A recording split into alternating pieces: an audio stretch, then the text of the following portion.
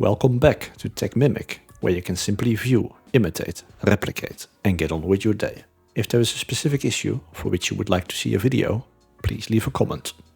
When you try to fill a shape in Inkscape, for example a rectangle, square, ellipse or a circle, but the shape remains white after trying to fill it with a color, there might be a simple reason for this.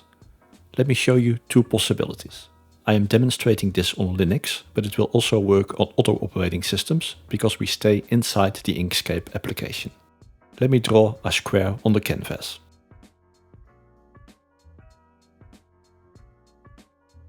Now I go to the Fill and Stroke menu, and then I select the Fill tab and I select a color.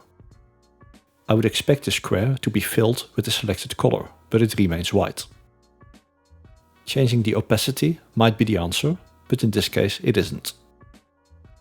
When we look a bit closer, the solution is hiding in plain sight.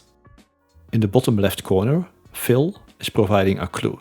When I hover my mouse over it, it appears to be transparent and no color is showing. This is because the alpha channel, indicated by the letter A, is at 0. When I take the slider and move it up to 100, the square is now filled. And when I select a color, it will change. If you have a similar issue with a borderline or stroke, follow the same process. That's it.